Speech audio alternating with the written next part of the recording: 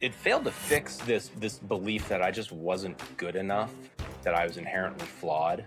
Like it just didn't fix that. I just thought I'll just keep working harder and maybe then I'll feel good enough. And it just didn't. The success was just, so hollow.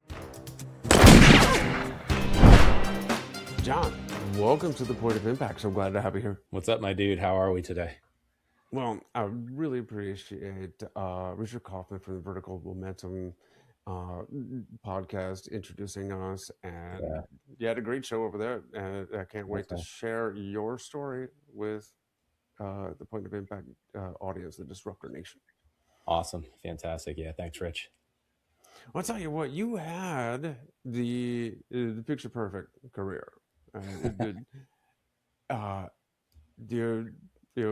Six-figure income, engineer working for NASA and special operations, but it wasn't all was just cotton candy and unicorn farts behind the scenes.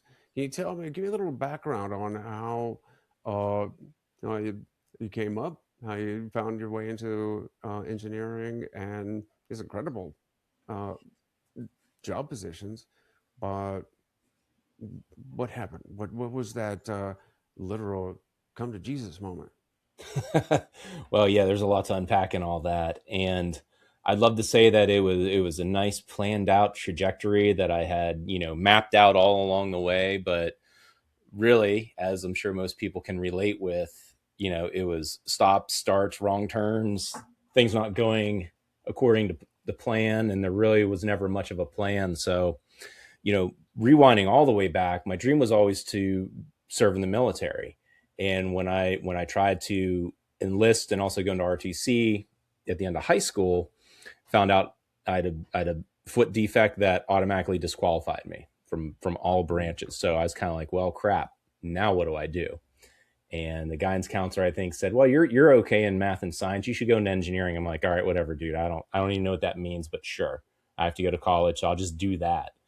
And that was hard for someone who's not super studious. That was very hard, and made it through engineering school. And the way I found myself working in the space program was because my buddies and I were talking one night over beer and wings, as most great plans come about, over beer and wings.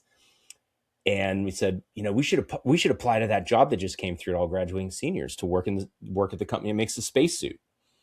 Hey, we're going to be spacemen, clink the glasses and, went on our way. Turns out I was the only one who applied. And I was applying to be a project manager, which, knowing what I know about me now, I would have sucked at that job.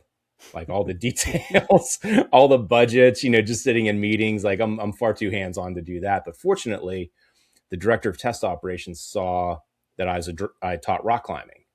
Mm-hmm. And this guy was a former PJ in Vietnam and went in to become a SEER instructor and test ops out of Edwards. And he was running the testing for the Mars landers that were going up in 2003. And he goes, I want to talk to this guy. Not because I was smart, but because he saw I had some practical experience. So that's how I fell into that job. He said, you're not going to waste away at some desk. You're coming out in the field with me. And that was the next 15 years of my life. Our group was responsible for, making sure whatever we were sending up into space or putting on fighter jets or sending out the PJs was going to do its thing and not hurt or kill anybody. So that's what our job was, to make sure it worked before it really had to. And it was a great gig until it wasn't. Well, what caught my attention there was that you what was in your application or your resume, you put interest as rock climbing. I came up rock climbing in Ohio. We would go every single day after school. There's these sandstone ledges just down the road. So I noticed that, and that's what caught the attention of the interviewer, right? Yeah. And he actually wasn't even an interviewer. He just happened to be walking by the office while we were doing the interview on the phone. And the director of engineering saw that. He goes, hang on, someone just walked by that I want you to talk to. So he wasn't even supposed to be an interview. So it was totally by the grace of God. And Mhm. this dude got on. He was super gruff, didn't even introduce himself, and goes, "Hey, what do you think about rock climbing on Mars?" And I go, "I don't know. Are you paying my airfare?" And as soon as I said that, I'm like, "Up, I just blew this interview. I might as well just hang up." But apparently that got his attention. So there you go. I'd be totally down for it, but man, we shorten the commute. Right. Um, anyhow, that, that'd be a lot of fun. I think about climbing to Mars. It'd be a lot easier. But The gravity's but not you as much. were, I mean, of all that's maybe one of the things is kind of off the side note, but standing out in a in an interview, Hmm. just being yourself instead of stiff, rigid, and trying to answer the way you think they're gonna they think they want the answers they want to hear. Right. I mean, you're gonna be you no matter what, so might Hmm. as well answer the way you Right. want to. Um, Absolutely. so you got this job, and I don't know. Project management, I'd be terrible at that too because um, completely scatterbrained. But Yeah. So uh, God bless all the project managers out there that can herd cats like you and me. oh They my have a tough gosh, job. uh, well, you graduated as a was it Penn State Penn State. engineering. Yeah. I went to Bowling Green and I just majored in beer. Um, but yeah, hence my foray into military. But it could have been the picture perfect job. I mean, you got Yeah. steady income. You, in fact, you're traveling all over the world. You're working with elite teams and doing Yeah. some what sounds like a pretty incredible uh, work. Yeah. Absolutely. Interesting work, Yep. but it wasn't. What was going on under the hood? Yeah, yeah. So on the outside, the 68 Camaro looked great, sounded great, but inside the upholstery was torn up, the radio wasn't working, under the hood the rats were chewing through all the wires, so to speak. Mm-mm. And despite having like all these, accomplishments on paper and mission and project successes, I never felt like I belonged there. Like I Mm-hmm. really just felt like I was just BSing everybody. And it was only a Mm-hmm. matter of time till I got found out. So I mean, we're talking like 2002, 2005. So like y- you didn't talk about that kind of stuff, right? Like that just wasn't the environment like it was now. And so here I was in this job performing well, like always doing the thing, but the issue was I always put my hand up for the next most difficult mission or project because I thought maybe if I do the next seemingly impossible thing or the next potentially hazardous thing, maybe then I'll feel like enough. Maybe then I'll Mm-hmm. be able to feel worthy of, just love and respect. And for anybody who's ever walked that road or is walking it right now, it actually has the exact opposite effect. What it does is it just built up this house of cards for me where I kept having success after success and just built this paper tower up so tall that's just like blown in the breeze. Mm-hmm. And it just all came crashing down about halfway through my engineering career when my best childhood friend, he's an Air Force vet, intentionally overdosed and died.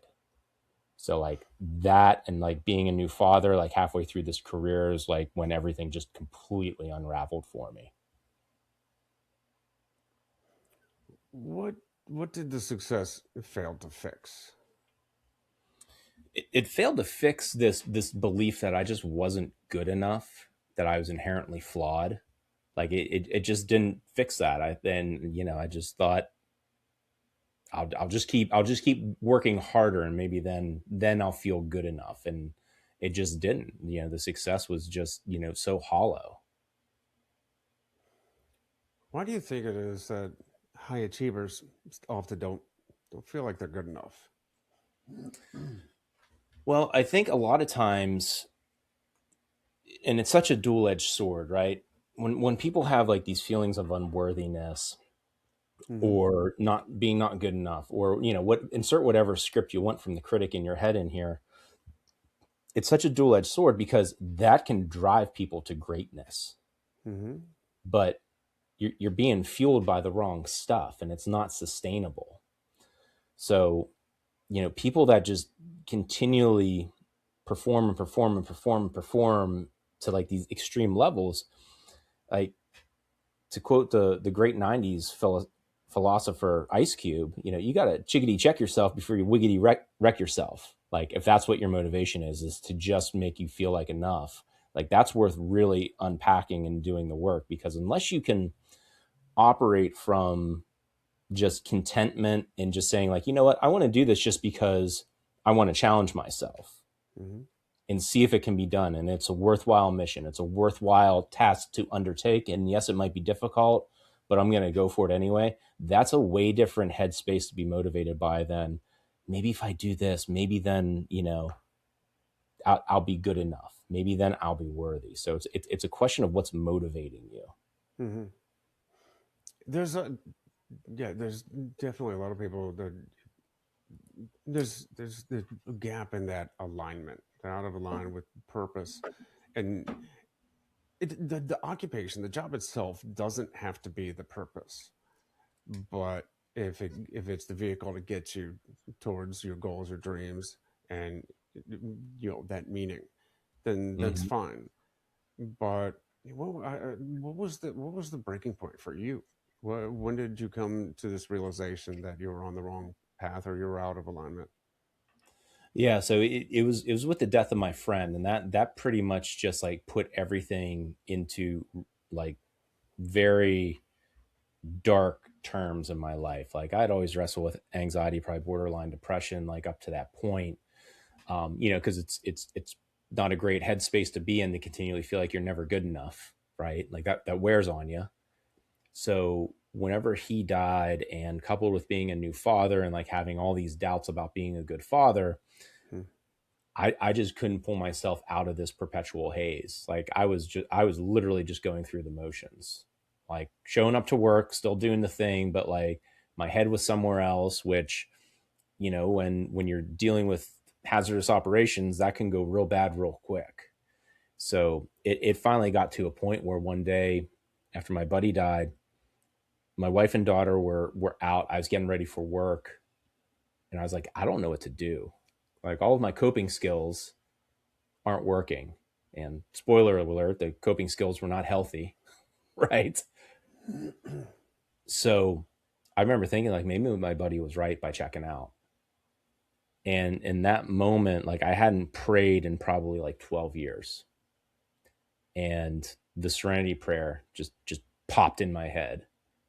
And, as soon as I finished it and said like, in the wisdom to know the difference, I had this like warm sensation come over me head to toe. And I thought, well, crap.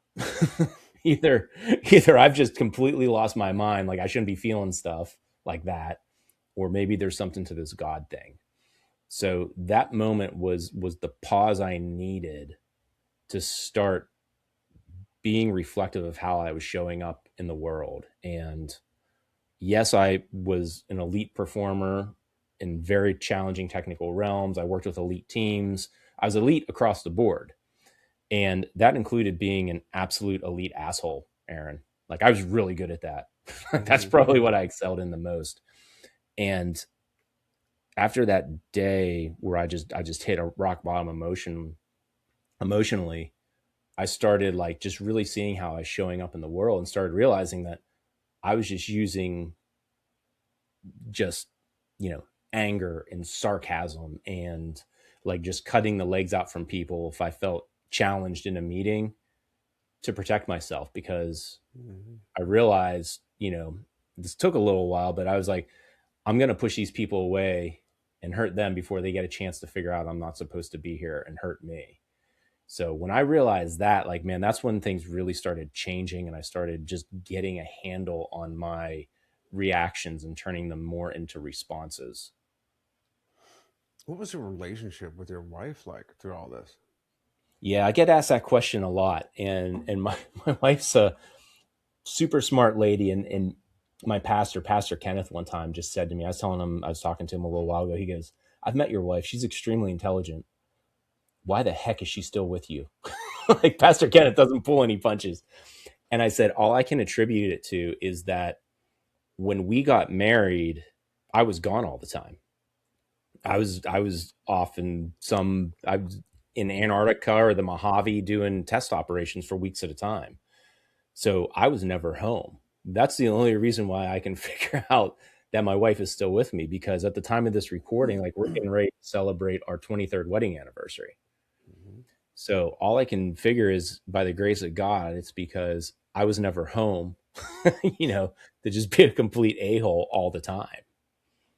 And she has walked with me, like, through that and through all the seasons of me leaving the security of quote unquote security of corporate life and Mhm. striking out to entrepreneurship over 9 years ago. That's a pretty strong wife. Uh, She's a badass.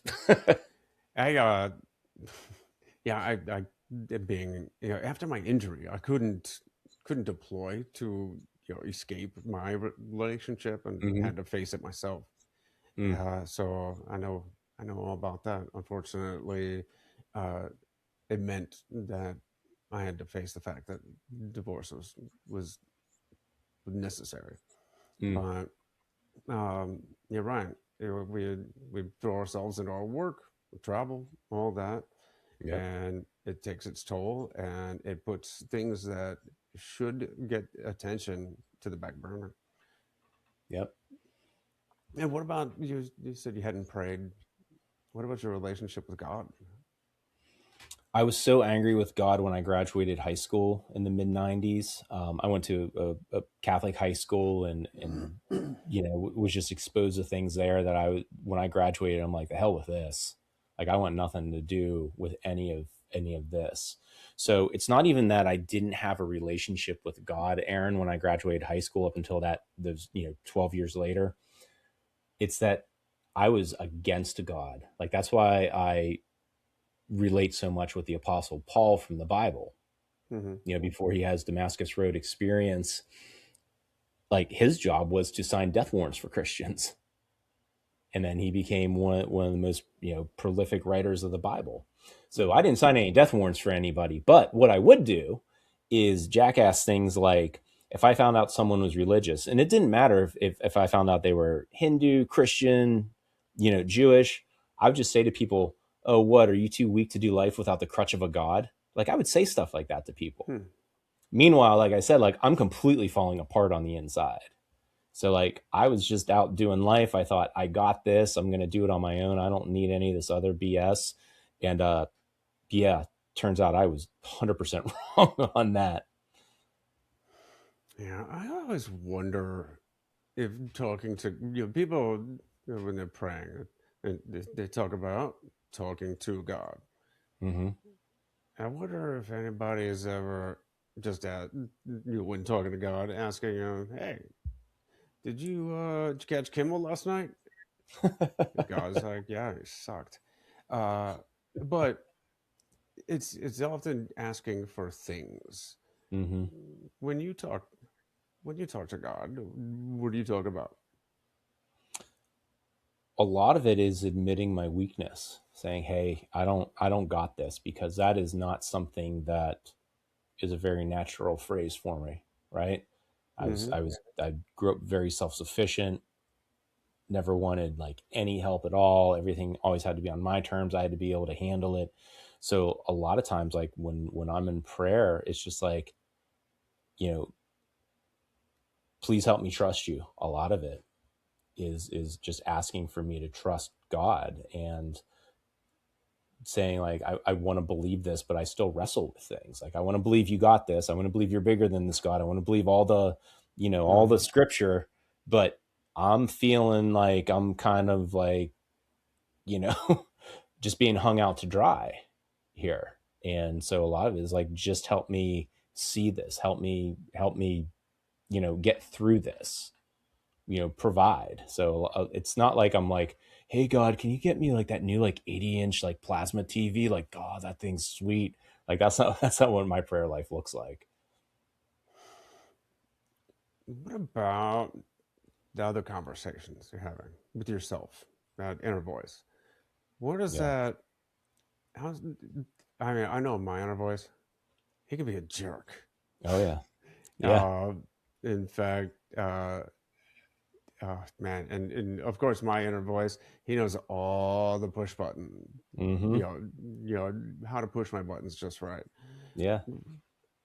What are some of the things that are going through your mind through this transition? Mm-hmm. Uh, Things that hold us back. Can you talk on that a little bit? Yeah. Yeah. I broke the voices in my head into to four separate voices, and I call them, the navigators. Mm-hmm. And the thing you got to realize is these voices are never going to go away, right? So it's a matter of identifying, interrupting, and redirecting them, because three out of the four are, what I call the itty bitty shitty committee, right? They're the ones that are going to be beating you up. And the first one is the drifter, right? That's the first navigator, and the drifter is the okay, things are getting hard. Why don't I scroll through my phone? Or, oh, that program over there, that shiny object over there, that's going to fix all my problems. So I'm going to drop the last shiny object that I picked up that was supposed to solve all my problems and go after that. That's the first one. That's the drifter. And then there's the blamer, who Mm-hmm. that's the one where it's like, nothing's my fault. The world's happening to me. If people would just get their act together, I'd be able to do this. If the market would do this, I could do this. If gas prices weren't so high, that would totally change everything. Like, that's the blamer. And the problem is you sacrifice all your agency when you have that Mm-hmm. mentality. And then the third one of the itty bitty shitty committee is the critic, who you were talking about, right? Mm-hmm. And the critic doesn't just know how to push all your buttons. In addition to that, the critic knows where all the skeletons are buried in your closet, and the critic also probably helped you bury them too. So the critic, like, can just beat you up, and just that incessant negative voice is just demoralizing. So the thing we need to recognize, especially about the critic, is it's actually trying to protect you. It's just going about it in a very unproductive way, because the critic wants to protect those wounded parts of you. Mm-hmm. And so when you find the critic really getting chatty, a lot of times it's when those wounded parts are maybe having an opportunity to be shown to the world, or you're getting ready to start overcoming something. So if you can renegotiate your relationship, especially with the critic, you can be like, okay, I must be on the verge of something. So those are the three negative ones. Mm-hmm. The one where we want to be put in the driver's seat, charting the course, is what I call the seeker. And the seeker is aware. The seeker doesn't have his head in the sand. The seeker knows what's going on, knows what's up, but he's also curious. So instead of saying, like, why am I such an idiot for doing that? Why didn't I see that? Why won't these people get their act together? The seeker mindset, that's aware and curious, is like, you know what? What's my 1% in this? How did I contribute a little bit to this situation? Mm-hmm. Right? Or what can I control right now? What can I do right now? Or what would I say to a friend if they came to me with this problem? Would I talk to them like I'm talking to myself right now? Probably not. I might be like, you need to get your head out of your butt, but that's not how you're going to talk to a friend. So those are the kind of how I categorize the voices, going on between my ears. So it sounds like he's more of the interpreter, the terp of the other four. Uh, yeah. What are those other voices trying to tell me? Right. What is the fear or that self-limiting belief that it's being filtered through? It's trying to seek the truth in that. But Yeah. or do you kiss your mom with that mouth? Oh, sorry. Anyways, yeah. My inner voices can get loud and kind of vulgar. Mm-hmm. But that's one of the reasons I like doing endurance races. Mm-hmm. It is one of the most direct ways uh, to reach those voices, get to talk to them, Yeah. because that's when especially that the what is it, the critic, Yeah. uh, critic comes out in full force. You Hmm. can't do this. This is too big, too hard. You are not. You didn't prepare. Uh, Hmm. who did you think you were to think you could tackle this thing? Yeah. And the first thing my seeker will say is, "This is why you're here." So Yeah. yeah, I get that. So what do people do? You know, how can we deal with our inner voices and use them to uh, our advantage? Yeah. Yeah. So the first thing is identify which one's trying to hijack the controls, right? So when the critic shows up, just get curious instead of being judgmental with yourself. Like, okay, well, what can I do, or what's the proof that I can't do this, Mm-hmm.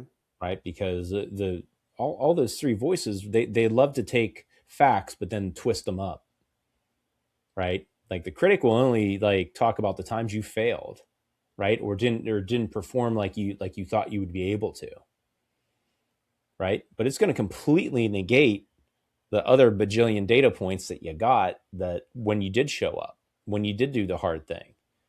And as high performers, a lot of times we just love to completely disregard all the times we did something difficult, and instead motivate ourselves by that, by the time we didn't do it right. And the problem with that is when we don't take credit for something we've done. And I'm not talking about having like a freaking confetti party. I'm talking about an upgrade for a lot of high performers is after you do the thing, whether it's a race or a project, or maybe you don't say what you really wanted to say to that jerk, right? Mm-hmm. Just pausing for a moment, being like, you know what? That was actually good stuff. Like just that like 5-second pause would be a tremendous upgrade for a lot of high performers, because what happens is we do the difficult thing and it's like boop, we're like right over onto the next thing.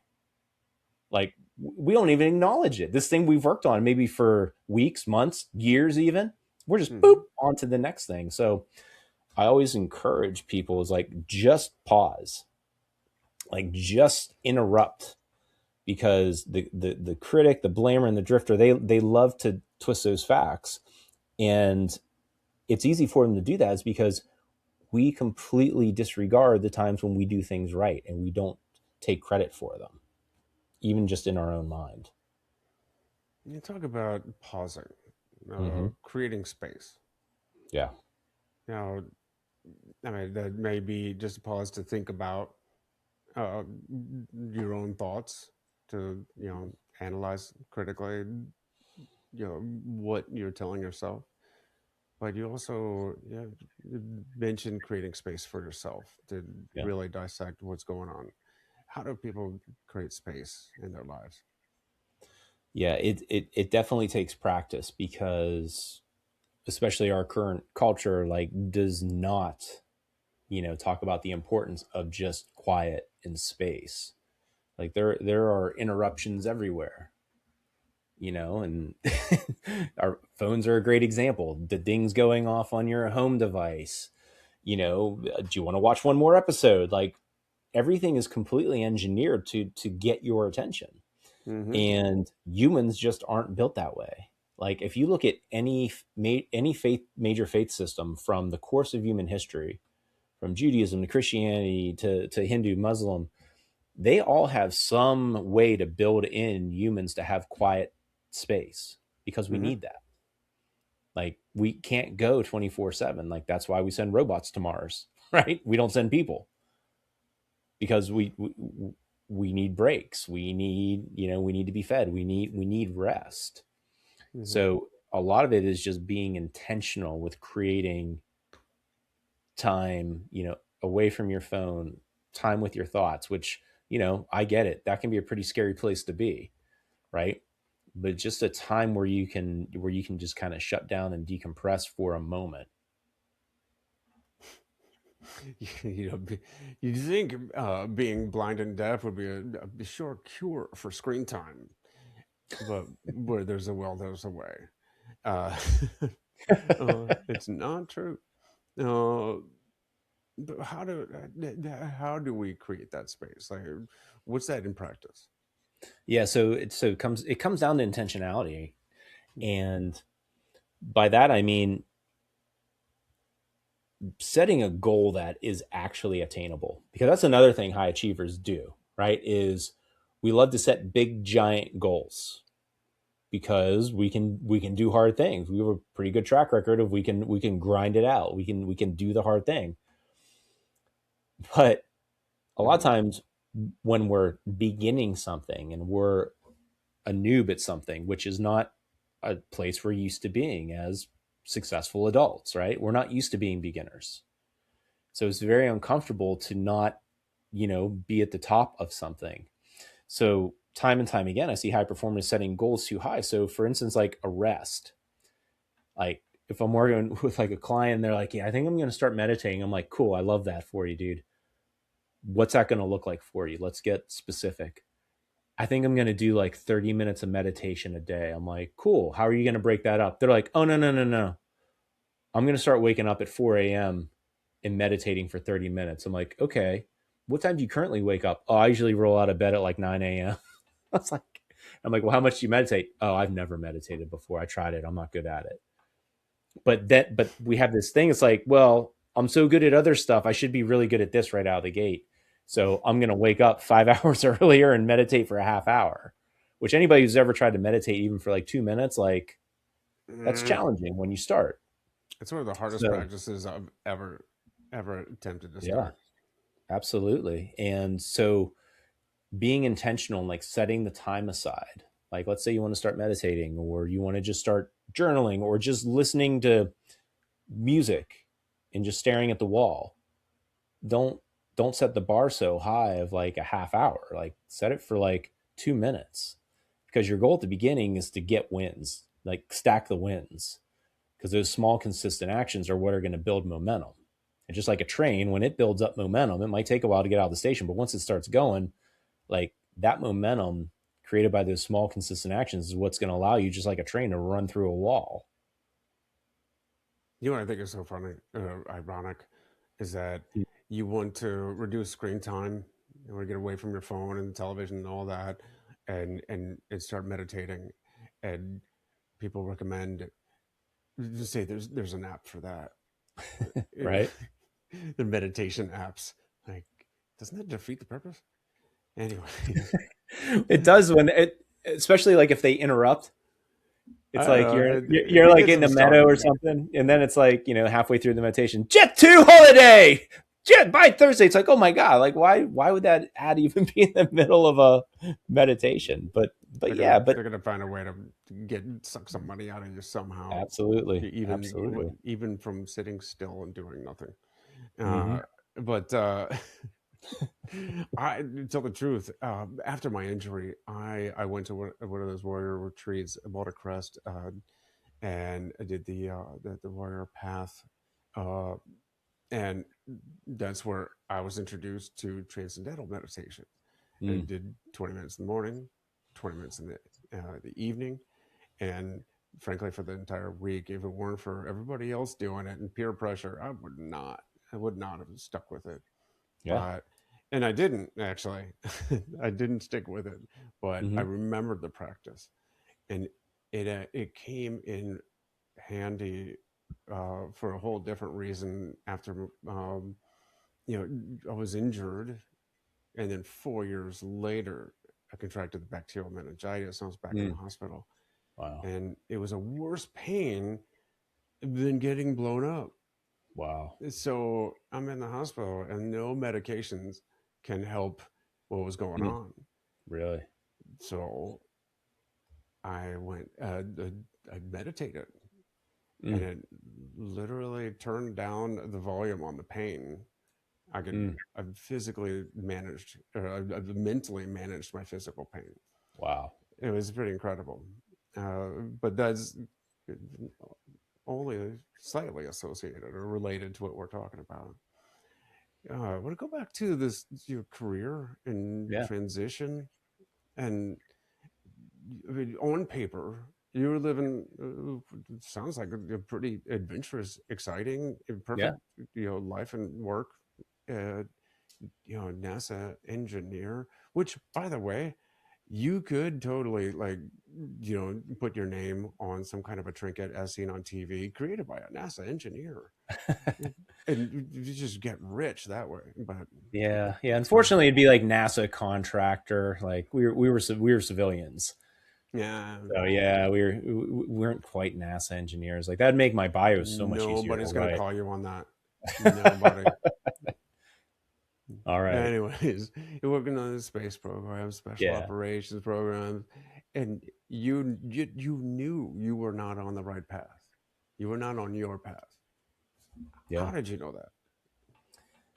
A lot of that came from the clarity I got after I, started a relationship with God and started getting the wounds Hmm. healed. And as I was getting my myself put back together, Hmm. um, I started having a lot more success at work, a lot more peaceful success, sustainable success. The relationships in my life got so much better, so much deeper, so much more enriched.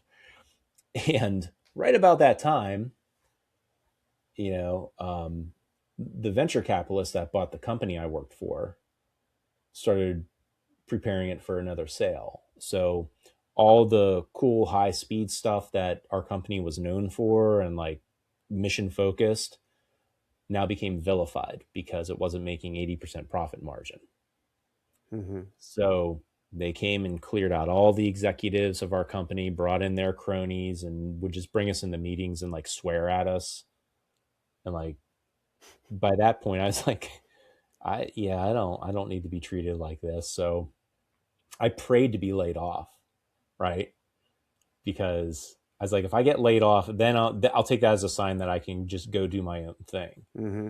And at that time, like I had developed a side hustle of being a photographer because I'd always loved photography. And like Hmm. whenever we would go on these test operations to these like pretty exotic locations, sometimes I'd always have my camera in my bag. Kind of like I was working for National Geographic between test stops. And so I'd built this nice little like side hustle going with photography, and I didn't get laid off ever. And the company I worked for just got so toxic that I that's where I started my career out of college. So like we're going on 15 years. So by this point we had 3 kids. I was like, I can't just leave. I'm like the primary breadwinner. So I went and took another higher paying job with another aerospace company and was even more miserable at that job because at least in my previous job, like with test operations, like we were out doing stuff, right? Like I was just out in the field and doing my thing. The job I took was 100% desk job, and like that didn't jive with my spirit, and that was like the longest 9 months of my life. Hmm. And yeah, it came to a head one day when I was like walking into work and I was like badging in. I was like, thank God I'm getting paid so much to be this miserable. And it was just like wake up call. It was like, beep, like my ears started ringing. Like I don't even remember walking to my desk. Hmm. And I sat down. I'm like, what the hell am I doing? I've got like 3 young kids at home. Do I want to model that it's okay to come home with your skin the pallor of like a wet ashtray because you're just so stressed and miserable all the time? Like, is that what I really want to show? Is like, hey kids, if you earn 6 figures, it's okay to look like this and be miserable like dad and completely kind of just checked out every day. And I was like, no, that's not what I want to do. So my wife and I talked about it, and she's actually the one who said, why don't you just do photography full time? And I'm like, How did you, well, it was a hobby. It was an interest, right? yeah. How did you turn that into a money-making endeavor? So I started just I started as like a landscape photographer because that was easy and I didn't have to like take pictures of anybody and look foolish in front of somebody and tell them what to do with their hands in a photo. Right? 'Cause no one knows what to do with their hands in a picture. But really what it was is I was scared to photograph people because I still didn't have the confidence to look foolish and not like I had it all together. Like that's part of my gig. Like I had to look like I had it all together at all times. Once I got past that and started realizing I had a real knack for like photographing events and stuff, that then rolled into like photographing events for pay, because remember, this is like 12 years ago at this point. So not everybody had like a high definition camera in their pocket on an iPhone. Mm-hmm. There were no AI headshots. So I started doing headshots, event photography. When I left engineering for to do photography full time, um, that's when I was doing commercial photography for like Amazon vendors, people selling their stuff at Lowe's, Fortune 500 companies that need their websites redone. So that's how I parlayed that. And the reason why I was successful, especially with like the very high level clients, like the Fortune 500 companies of the world that I'd work with, is because of my engineering background. I was so used to keeping track of all the specs we were testing. So when they would hand me over something, Mm-hmm. be like, all right, here's our 2-page spec for the website, resolution, shot list, like all the things. I was like, okay, this is no different than a test procedure I was running on a rocket sled track in the Mojave. Like check, check, check, check, check. All right, clarification here. And that's how I parlayed my engineering skills to build my photography business. Hmm. It was a cross pollination. You also did concert photography. Yeah, That sounds pretty cool. yeah, You said you could anticipate the right moment. How did you yeah. do that? I just had a knack for reading people's reactions, and a lot of that goes back to a lot of the woundings I had. I became so hyper aware of reading people and reading Mm-hmm. people's expressions that I became so hyper aware that it enabled me to almost like predict what people were going to do or say or when things would impact them. So with concert photography, I was able just to figure out where I should be. Like I could read the body language, feel the vibe of the song, because I've always been a lover of music. And the way I got into concert photography was I always wanted to do it. Right? Like the first concert I ever took a picture of, it was in 1998 at Kiss's 23rd farewell concert. Like I took a picture of Gene Simmons blowing fire, and I always just was interested in doing that. The way I got to do that was there's a bar where I live in Delaware, right in coastal Delaware. It's a complete dive, like concrete floor. To this day, all they accept is cash, Mm-hmm. nowhere to sit, no food. It's like beer and rail drinks. That's it. But the bands that are touring around like DC, Baltimore, Philadelphia, New York, like big bands, they'll stop in there for like a couple days, Mm-hmm. spend a couple days at the beach, play a 1,000-person club show, and like it's awesome. So I just would walk in there, Aaron, with my camera and just act like I should be there, Mm-hmm. and would just start taking pictures and would post them on social media and would tag the place until finally Vicky, their concert organizer, is like, "Who is this fool that keeps tagging us with all these like shots that he really shouldn't be able to get because he's not our house photographer?" And she eventually reached out to me and was like, "I want to tell you to quit, but instead I'm going to offer you a job and to have you be our house photographer." I'm like, "You're actually going to pay me to come watch concerts?"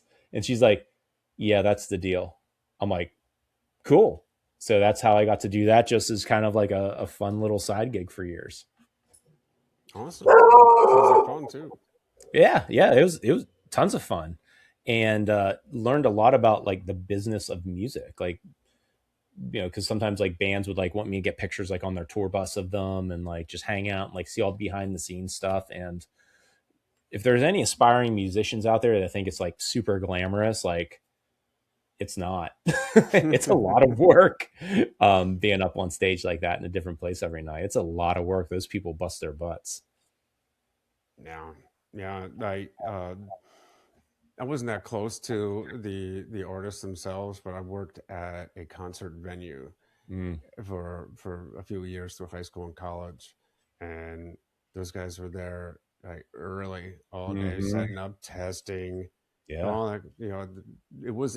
It's not just like the roadies, and that's the big bands. yeah, The small venues. I was thinking when the place you were talking about reminds me of CBGB's, which ah, yeah, too bad yeah. I that's never gone. got a chance to make it there. But what did it teach you? This turning this hobby, this interest, into a paying interest, a purpose. I want to teach you about yourself, about other people.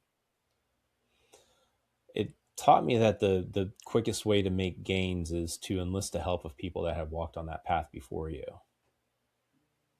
Like it's great to do the work on your own, and that's important because that's where you learn and get the reps for whatever you're doing. But it's also important to enlist the help of like guides and mentors that have, you know, climbed that mountain before, or at least are further ahead of you than you are, because that's the quickest way to not get burned out and just stuck.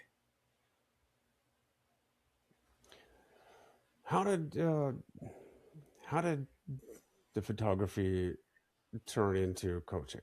Like, how did it get? How did you lead into coaching? Yeah. So my coach is part of a company called Brand Builders out of Nashville, and they help mission driven messengers reach the audiences that need their message. They help them with branding and packaging and all that stuff. And in that group, one of the other members said, "Hey, we're looking for speakers to come for a workshop, and we want to feature anybody who can speak about imposter syndrome." Mm-hmm. And if people aren't familiar with what imposter syndrome is, it's feeling like a fake despite having like a record of success. And I thought, oh, that's how I lived my life for much of my life. Um, so I told the story about, we worked a job for missile defense, and the team I was on, we all got letters of commendation from the military, which was a big deal for civilians, right? And I told the story about having a panic attack when I was in front of our entire company, while right before the company president called my name. I thought, I had this like intrusive thought show up.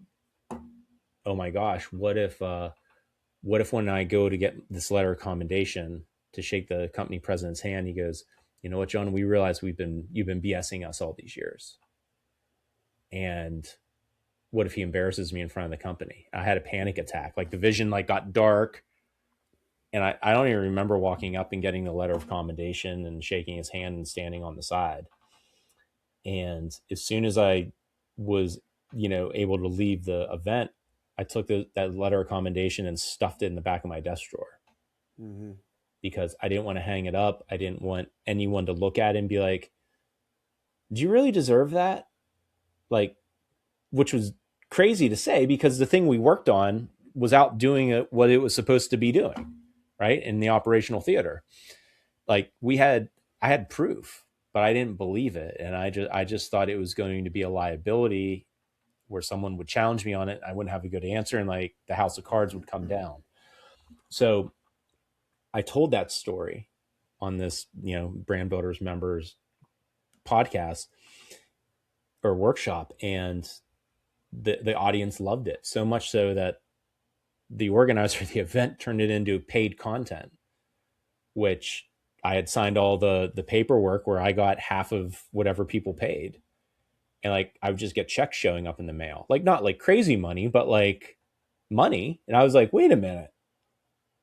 People want to hear what I have to say. This could help people and I get to make money. Mm-hmm. So that was, put in the back of my mind. The critic kept telling me, "Who are you to do this? That was a fluke. No one would want to hear what you have to say. Just shut up and keep taking your pictures." And then after COVID happened, I was doing these commercial shoots, and people wouldn't want to get in front of the camera for a commercial photo shoot. Like they Mm-hmm. paid me like gobs of money for. So I started leaning into curiosity and like what my coaches had taught me over the past like decade of having various coaches and mentors, and was able to just get people out of their own way after COVID because their confidence was just shot. And I thought, well, maybe there's something here. Mm-hmm. And that was when I really just started leaning in and refined the keynote, refined my talk, developed it into a keynote. The keynote turned into a workshop, and then that rolled into other keynotes, into what is my whole elite action ecosystem now. So it was not part of the plan as usual with me, but it felt like a very natural progression, and it was just an opportunity to help even more people in a different way. tell you that imposter syndrome, that is the one of the critics' Yeah. most powerful weapons. I've Mm-hmm. been on stages all over the country, the world. I've done the podcast for 3 years, done thousands of videos, reels, Yeah. TikTok, and still, every time I step up to the microphone, I, I could still feel it. Yeah. Yeah, it is definitely a tough hurdle to jump. But how does uh, how has this journey, this path you've been on, how has that affected how you lead your family? How how has it changed who you are as a husband and a father? Oh man. Yeah, 180 degrees from who I was 2 decades ago, and thank goodness I am. So it's made me a much more patient, much more empathetic, much more curious. Husband, father, friend, instead of just being like, "Why would you do that? What's wrong with you?" Like that's not the kind of curiosity I'm talking about. It's the curiosity of you know what what's your point of view on that? I want to hear why you did that, and then getting the point of view because sometimes we have 3 kids. They're all teenagers. Our oldest is getting ready to leave for college in a couple weeks, and it's like having that poise and that curiosity, like to have conversations with our kids, has Mm-hmm. been huge. And probably the biggest thing that I'm so glad I got my act together, like before my kids could remember who I used to be, was admitting when I'm wrong.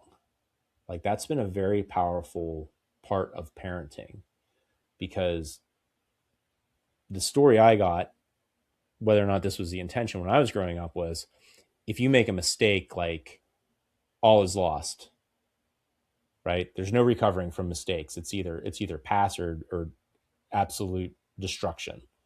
Mm-hmm. So it was really important for us to model to our kids that like if you make a mistake, like own up to it.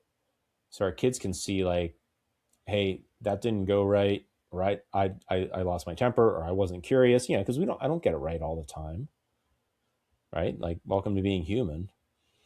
And so I think that's been really powerful because I've seen our kids do it. Like, I'll hear them have conversations with their friends, or they'll tell about a story at school with the teacher, and they'll be like, "Yeah, I screwed up. I didn't do that right, and here's what I'm doing to fix it." Because that's also the other part of what we've tried to model for our kids is, yeah, you done screwed that up. Now what? Now what are we going to do to course correct it? Mm-hmm. What's one thing you hope your kids learn just by watching you? Whew. I think that's a pretty big one, is to not let your mistakes completely define you. Like feel your feels. Like if it hurts, like let it hurt, but let's not stay there, and let's figure out a way to get out of that. And if that involves apologizing, if that involves bringing in some other people, bringing in some other support, cool, let's do that. So that's what I really hope that they see.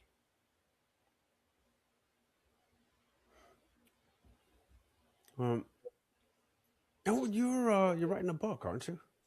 Yep, yeah, I just finished the final draft before it goes to editor and some test readers this morning before we record it. It's called Let It Fly.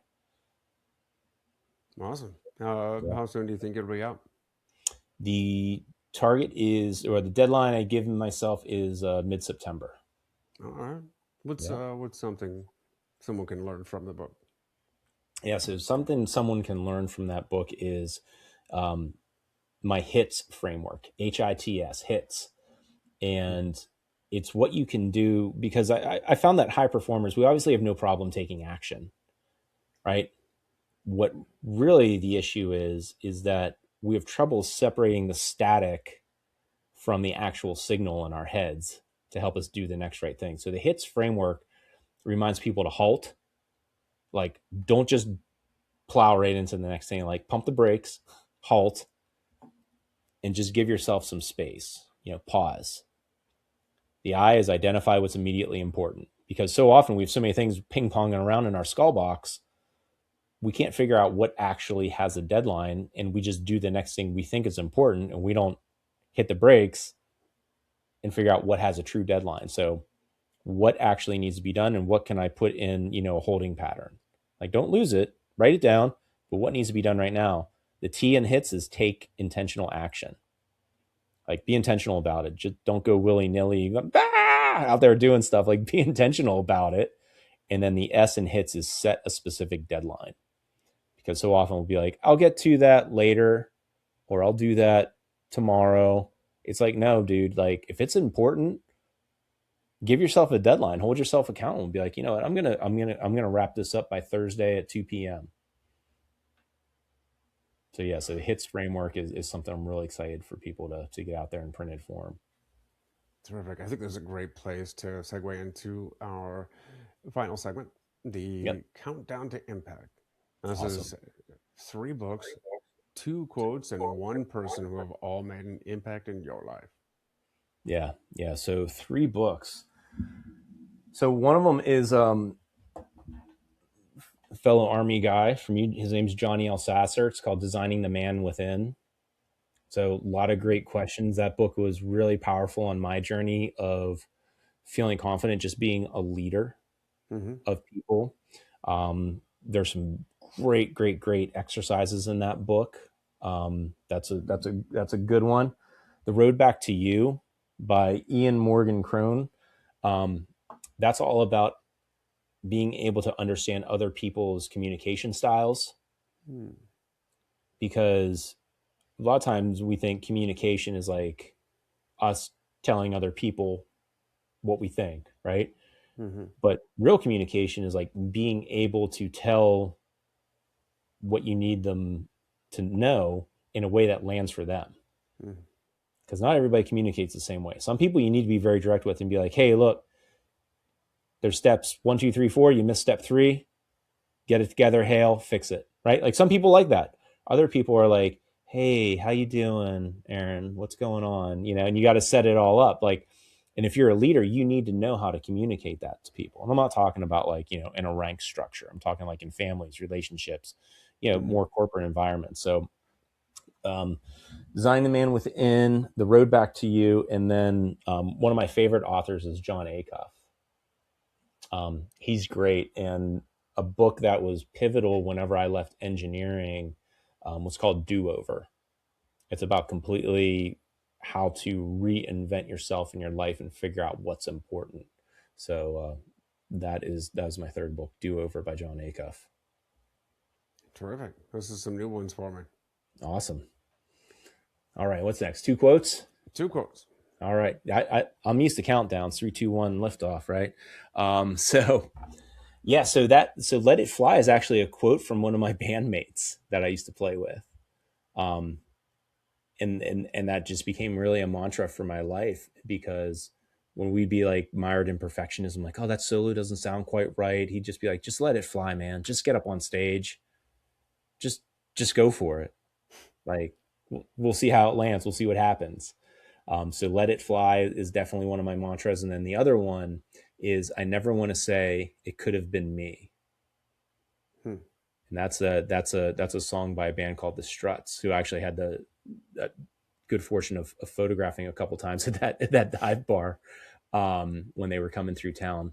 But Mm-hmm. I love that phrase, I never want to say it could have been me, because I don't want to just wonder if I could have done it. Like, Mm-hmm. I don't have to wonder when I'm 80 years old if I could have been a professional photographer. I know, That's like, I great. did it. Yeah, yeah. So it's all about, like, if something's on your heart, go for it. Like, just see, because you don't want to just sit there when you're old and be like, oh man, I wish I'd done that. Uh, I'm I'm just, I think it's pretty cool that you have 2 quotes from people who are not Gandhi or Lincoln.